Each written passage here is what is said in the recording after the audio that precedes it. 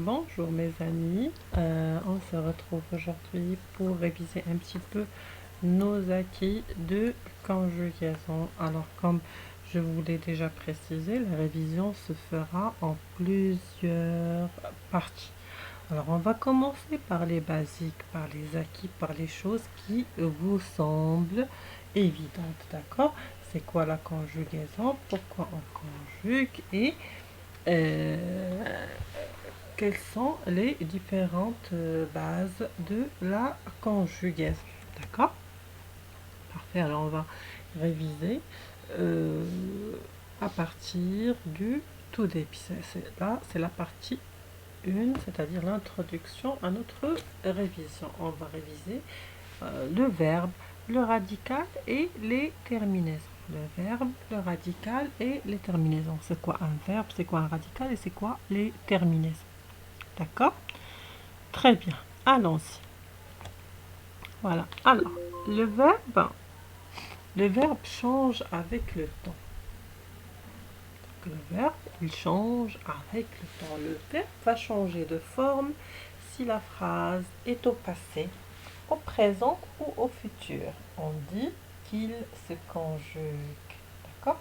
Alors, la conjugaison, c'est quoi? C'est de mettre notre verbe à un de ces trois temps, ou bien au passé, au présent ou au futur, selon l'action, quand est-ce qu'elle se déroule. Alors le verbe va changer de forme si la phrase est au passé, présent ou au futur. Et on dit qu'il se conjugue, c'est ça la conjugaison. Par exemple, on a hier, Léa écoutait la radio. C'est du passé. Ça s'est passé hier. C'est une action qui a eu lieu et qui est finie dans le passé. Hier, Léa écoutait la radio. En ce moment, Léa écoute la radio. C'est-à-dire que là, toute l'action, elle est en train de se dérouler au moment où je vous parle. Léa écoute la radio. Demain, c'est-à-dire que Léa écoutera la radio. C'est-à-dire que Léa, elle n'écoute pas maintenant la radio. Elle n'a pas écouté la radio. Le fait d'écouter la radio ne s'est pas encore produit. Il se produira dans le futur. Alors Léa écoutera la radio. D'accord? Alors on a dit qu'il y a trois temps, le passé, le présent et le futur, selon quand l'indice de temps que nous avons qui nous facilite bien sûr de trouver le temps auquel on doit conjuguer notre verbe. D'accord? Très bien. Ça, c'est une évidence. Je pense qu'on a vu ça plusieurs fois en classe. Mais c'était au début de l'année, alors on est en train de rafraîchir notre mémoire. Maintenant, parlons du radical. Là, le verbe, on a dit. Le radical du verbe est la partie qui ne change pas. Le radical du verbe est la partie qui ne change pas. La terminaison est la partie du verbe qui change quand on le conjugue. D'accord? Ça veut dire qu'un verbe conjugué comprend deux parties, le radical et la terminaison. Ici, on a l'exemple du verbe écouter. J'écoute.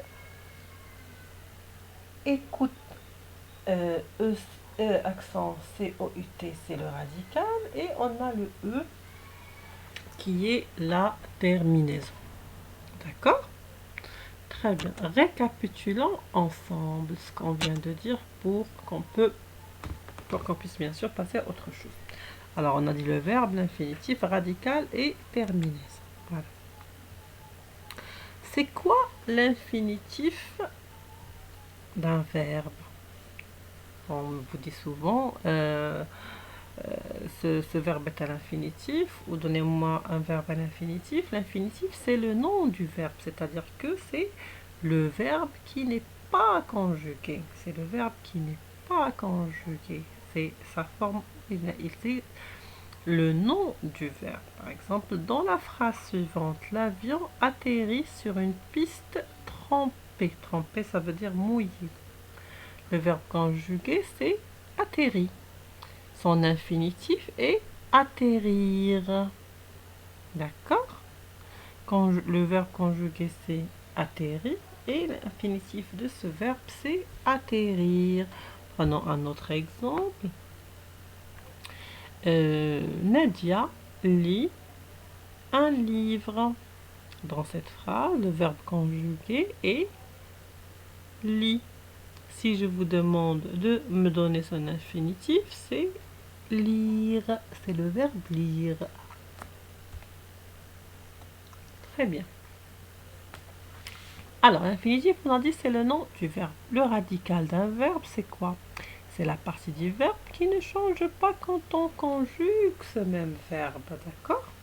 Alors, on a dit l'infinitif, c'est le nom du verbe. Le radical, c'est la partie qui ne change pas quand on conjugue le verbe. Je vais vous donner un exemple pour que ça soit encore plus clair. Le verbe chanter. Je chante, c'est au présent. Au futur, je chanterai. En imparfait, je chantais. Alors, le radical du verbe chanter, c'est chant. C'est H-A-N-T. C'est ça le radical. C'est la partie qui ne change pas. On garde le radical et on rajoute les terminaisons. C'est comme ça qu'on conjugue un verbe, bien sûr, selon son groupe et d'autres critères. D'accord? Alors, pour conjuguer un verbe, on garde le radical plus les terminaisons. Bien sûr, sauf pour des verbes irréguliers comme le verbe aller par exemple. La terminaison d'un verbe, c'est la partie du verbe qui change quand on conjugue le verbe. La terminaison du verbe, c'est la partie du verbe qui change quand on le conjugue. Par exemple, si je vous dis, alors, la semaine prochaine, je chanterai dans le spectacle de fin d'année. L'année prochaine, je chanterai dans le spectacle de fin d'année. Et je vous demande, donnez-moi le verbe à l'infinitif, donnez-moi le radical de ce verbe et donnez-moi la terminaison. Vous allez me dire, le verbe à l'infinitif, c'est le verbe chanter. Le radical, c'est chant. Et la terminaison, c'est E-R-A-I. Heuré. D'accord? Parfait. Alors, prenons un autre exemple. Je chante, on a dit je chanterai, je chantais. Les terminaisons, c'est E, E-R-A-I et A-I-S quand on parle de l'imparfait. C'est ça les terminaisons. Alors, pour conjuguer un verbe, on prend le radical de ce verbe plus les terminaisons. C'est clair? Parfait.